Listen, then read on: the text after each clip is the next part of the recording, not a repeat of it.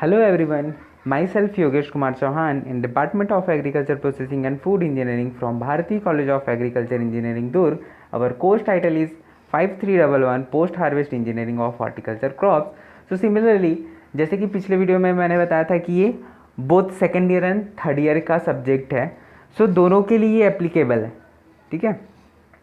सो आज का टॉपिक है material handling equipments part two इसलिए जो भी हमारे रिमेनिंग्स जो बचे हुए जैसे कि उसमें मैंने दो ही बताया था, एक बेल्ट कन्वेयर, दूसरा था हमारा बकेट एलिवेटर. तो उसके बाद जो भी रिमेनिंग बचे हुए हैं उसका डिटेलिंग आज हम पढ़ेंगे.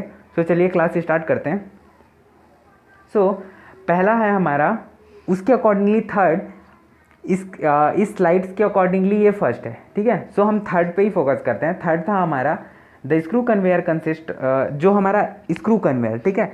ये भी हमारा ट्रांसपोर्टिंग सिस्टम का है, मतलब इसके थ्रू हम लोग ट्रांसपोर्ट करते हैं एक प्लेस से दूसरे प्लेस. जैसे कि जो भी हमने देखा बकेट एलिवेटर और बेल्ट कन्वेयर, तो उसमें क्या होता था, हम लोग बल्क के फॉर्म में पाउडर्स वगैरह उतना ज़्यादा पाउडर्स वगैरह का नहीं करते थे मोस्टली.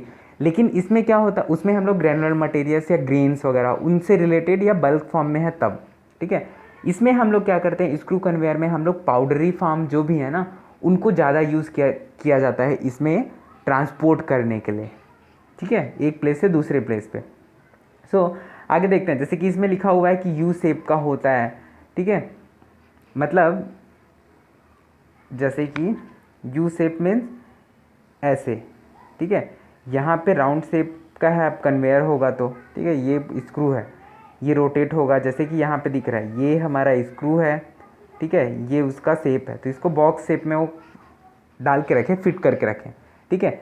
यहाँ से प्रोडक्ट इसमें एक साइड से फीड किया जाएगा या टॉप पोर्शन से, और ये कन्वे करके जिस डायरेक्शन में वो रोटेट होगा उधर लिफ्ट करते जाएगा. ठीक है. जैसे कि अगर जैसे ये हमारा इसमें क्लियरली दिख रहा है. ठीक है. ये स्क्रू. ठीक है. ये इसको जैसे कि ये इसमें जो स्क्रू बने हुए हैं ये ऐसे पकड़ के लिफ्ट करते जाएगा. ठीक. सो इसमें देखते हैं, the screw conveyor driving mechanism is simpler and no tensioning device is required there for the initial cost of the conveyor is lower than the any other conveyor with the same length and capacity. मतलब clear है ये. ठीक है. कि ये simple है इसका mechanism, इसमें टेंशन नहीं होता. टेंशन मतलब स्ट्रेचिंग वाला प्रॉब्लम टेंशन. ठीक है. बेल्ट टेंशन जो होता है वो सब नहीं होता इसमें. और फिर इस वजह से क्या है, इसका जो कॉस्ट है, इनिशियल कॉस्ट, वो ज़्यादा है as compare to bucket and belt. ठीक है. अगर हम सेम लेंथ का भी लेंगे तो भी इसका प्राइस जो है उसके कंपेरिजन में सस्ता है ये. ठीक है. The main part of the screw conveyor are screw blades, screw shaft, throw, inlet and outlet gates, bearing and drive mechanism. ठीक है. तो ये इसके मतलब कंपोनेंट्स या मेन पार्ट्स बोल सकते हो. ठीक है. तो ये जैसे कि शाफ्ट है हो गया, ये स्क्रू हो गया. ठीक. ये जो दो हमारे स्क्रू हैं उनके बीच का डिफरेंस जो होता है उसको पिच बोलते हैं. ठीक. हॉरिजॉन्टली. ठीक है. वर्टिकली में अगर देखेंगे तो उसको स्क्रू डायमीटर बोलेंगे. ठीक है. शाफ्ट डायमीटर के बेस पे ना, क्योंकि वो सर्कल बनाएगा. ठीक. जैसे कि ये यहाँ पे यू शेप है. ठीक है. इस डायग्राम में दिख रहा होगा, ये यू शेप है ये तीनों में. ठीक है. एक स्क्वायर में है, एक यू शेप में है, तो इसी वजह से इसको शेप बोला गया है. ठीक है. जो the screw basically consist of the shaft and screw blades और फ्लाइट्स. ब्लेड्स को फ्लाइट्स ही बोला जाता है. The flights is the continuous one piece helix shaped from a flat strip of steel welded on to the shaft. The shaft is usually a jointless tube with thick side and high tensile strength and reduce the weight. ठीक है. Short में देखेंगे तो ये क्या करता है, easily transport करता है. इसमें क्या करता है, बाकियों के कंपैरिजन में ये ज़्यादा इफेक्टिव है. ठीक है. क्योंकि इसमें क्या होता है, जो प्रोडक्ट का लॉस जो होगा ना वो नहीं होता, क्योंकि ये क्लोज चैम्बर में होता है. ठीक.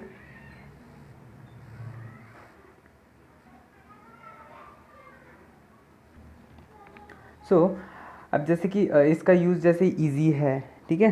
Flowing material which is have lumps. इसमें हाँ ये चीज़ प्रॉब्लम होता है कि जैसे कि हम इसमें कर रहे हैं कोई भी पाउडर, जैसे हम इसमें किसी पाउडर के फॉर्म में जो भी हमारे ग्रेन्स हैं उसको पाउडर में कन्वर्ट किया मिलिंग के बाद, ठीक है, उसको शिफ्ट कर रहे हैं, तो उसमें क्या होता है, इसमें ये प्रॉब्लम हो सकते हैं कि ना क्लोज चैम्बर है ऑलरेडी, ठीक है, ग्लास का साइड लगा सकते हैं हम जिससे थ्रू हम विजिबल हो सके, लेकिन इसमें क्या प्रॉब्लम होते हैं, लम्प्स के प्रॉब्लम, मतलब ढेले टाइप का बन जाता है पाउडर जो है, अगर गर्म रहता है तो वो चिपक जाते हैं ना कभी कभी, तो इस टाइप का प्रॉब्लम्स इसमें आते हैं, ठीक है। The tubular trough is completely closed with circular X section and mostly use to conveying material at incline और फॉर वर्टिकल लिफ्ट, ठीक है, दोनों के लिए यूज़ हो जाएगा ये, वर्टिकल के लिए भी, लेकिन वर्टिकली के लिए अपने को प्रॉपर चाहिए, लेकिन एक्यूरेसी जो होगी वो एज़ कम्पेयर टू बकेट बहुत कम होगी, सॉरी, ठीक है।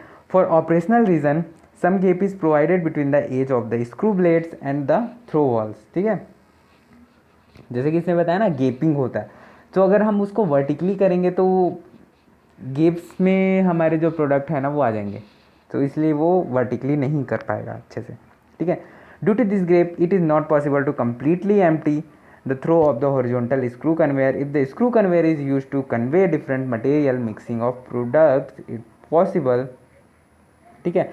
Also when the kernels are passes pressed between the screw edge and the through walls they can be damaged, ठीक है, मतलब जो स्क्रू है तो उसमें कटिंग टाइप का एक्शन होगा ही जब वो रोटेट होगा, तो इसकी वजह से क्या होता है जो प्रोडक्ट हमारे हैं ना वो डैमेज भी हो जाते हैं अगर प्रोडक्ट का कर रहे हैं हम लोग तो, ठीक है।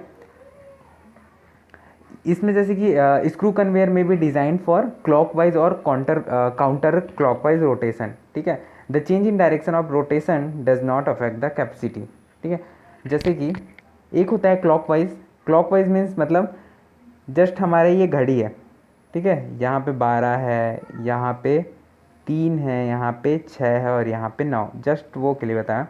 सो अगर वो जैसे कि हमारा स्क्रू जो है वो इस डायरेक्शन में घूमेगा तब उसको क्लॉकवाइज बोलेंगे, ठीक है, इस डायरेक्शन में घूमेगा तब उसको एंटी क्लॉकवाइज कंसीडर करेंगे, ठीक है। तो ये क्लॉकवाइज या काउंटर क्लॉकवाइज उसी को बोला गया, ठीक है, मतलब घड़ी के डायरेक्शन में घूम रहा है वो, ठीक है। द कैपेसिटी ऑफ, अब इसके बाद कैपेसिटी पे देखते हैं। The capacity of the screw conveyor is influenced by the screw diameter, inclination of the screw blades, speed of the blades, shaft diameter and the cross section of the loading, ठीक है। So short में capacity जो होगी इसकी वो Q is equal to metre, जैसे मैंने पिछले क्लास में बताया था, सबका कैपेसिटी जो होगा हमारा मीटर स्क्वायर पर आर में निकलेगा, ठीक है।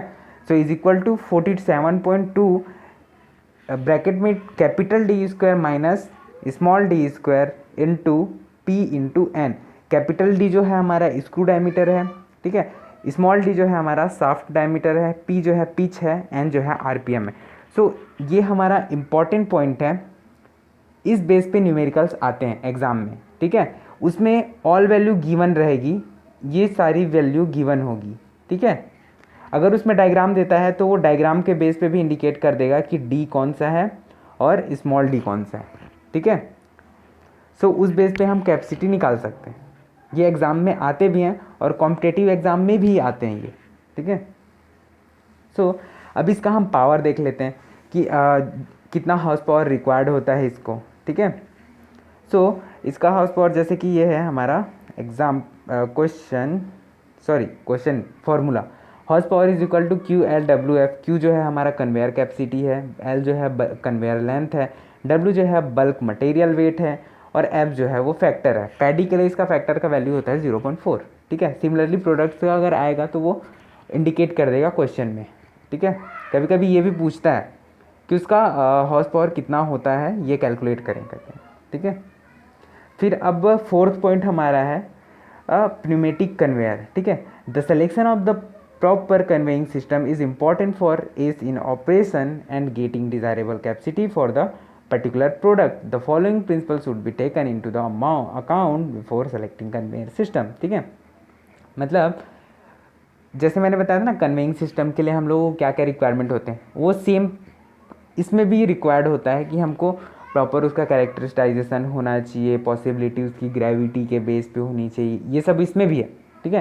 प्न्यूमेटिक कन्वेयर जो भी हैं, जैसे मैंने इसमें हमारा जो भी मेन फोकस है वो एयर बेस्ड है, ठीक है। सो ये हमारा डायग्राम है, ठीक। यहाँ पे एक है जैसे कि लो प्रेशर ब्लोअर है, और दूसरा है ठीक है रोटरी एयर लुक्स है, ठीक। लेवल कंट्रोल है, बिन वेंट फिल्टर है, फिर उसके बाद रिसीविंग बिन है, ठीक है।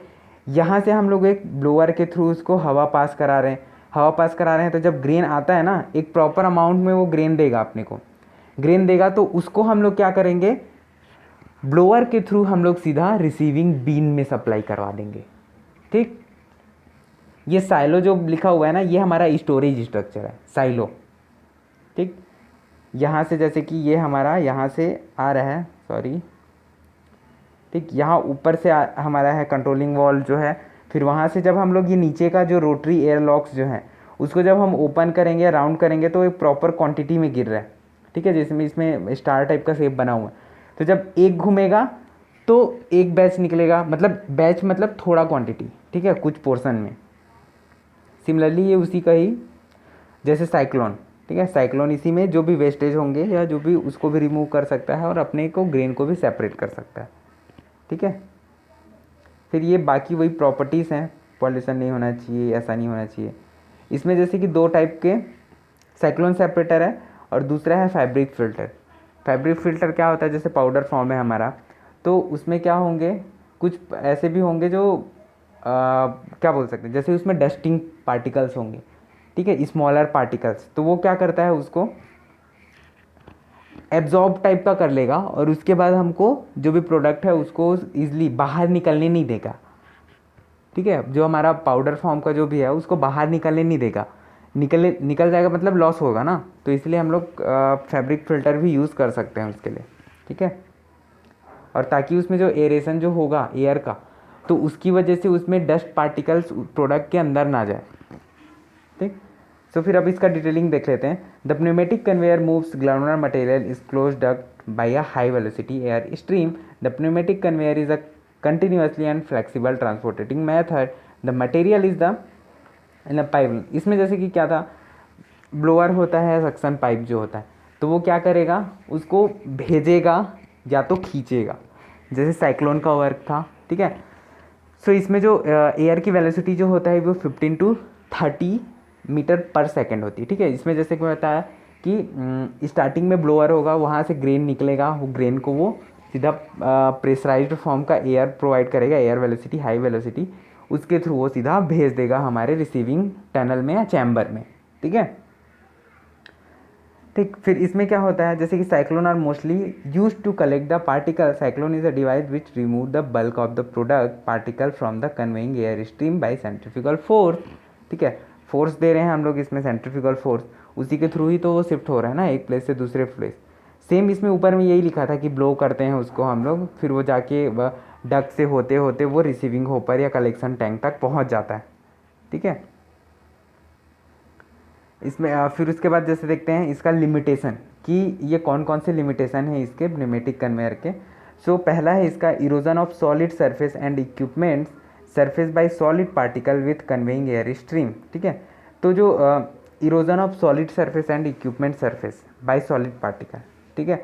सो इसमें क्या है, जैसे कि इरोजन का प्रॉब्लम हो सकता है, क्योंकि डक्ट के थ्रू जा रहा है ना, तो डक्ट की वजह से डैमेज हो सकते हैं हमारे पार्टिकल्स, ठीक है, सरफेस रफनेस की वजह से, ठीक है, डैमेज होगा।